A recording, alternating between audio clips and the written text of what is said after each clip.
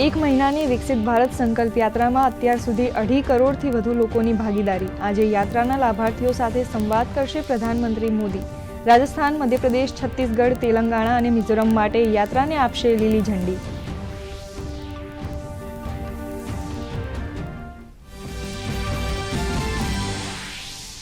ભારતના 3 દિવસના પ્રવાસે આવેલા ઓમાનના સુલતાનનું રાષ્ટ્રપતિ ભવનમાં કરાયું ઔપચારિક સ્વાગત। પ્રધાનમંત્રી નરેન્દ્ર મોદી સાથે યોજી બેઠક। બંને દેશોના સંબંધને મજબૂત કરવા પર અપાશે ભાર।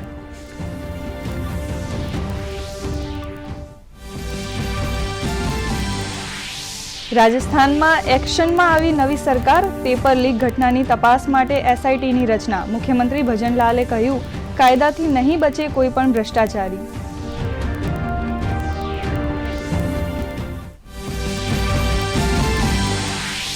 ભારતીય સેનાના શૌર્યનું પ્રતીક વિજય દિવસ આજે। સંરક્ષણ મંત્રીએ બહાદુર વીરોને પાઠવી શ્રદ્ધાંજલિ।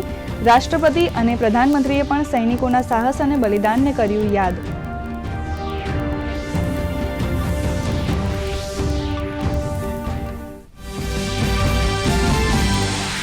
કેન્દ્રીય ગૃહમંત્રી અમિત શાહ આજથી ગુજરાત પ્રવાસે। અમદાવાદ અને આણંદ ખાતે વિવિધ કાર્યક્રમોમાં આપશે હાજરી। અમદાવાદમાં 6ઠ્ઠી એડવાન્સમેન્ટ ઇન એન્ડોલોજી કોન્ફરન્સનો કરાવશે પ્રારંભ।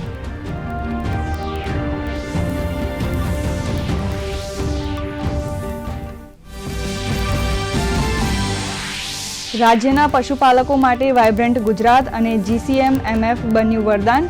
દૈનિક 36 લાખ દૂધ ઉત્પાદકોને ₹200 કરોડની ચૂકવણી। આણંદના પ્રગતિશીલ પશુપાલક 12 ગાયોના દૂધથી દર મહિને મેળવે છે 1.5 લાખની આવક।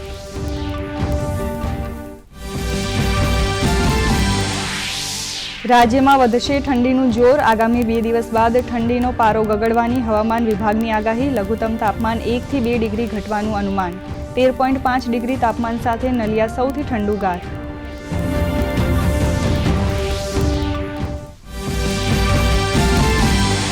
અને ભારતીય મહિલા ક્રિકેટ ટીમે એકમાત્ર ટેસ્ટ મેચમાં ઇંગ્લેન્ડને 347 રને હરાવ્યું। 479 રનના લક્ષ્ય સામે ઇંગ્લેન્ડની ટીમ 131 રનમાં જ થઈ ગઈ ઓલ આઉટ। દીપ્તિ શર્મા બની પ્લેયર ઓફ ધ મેચ।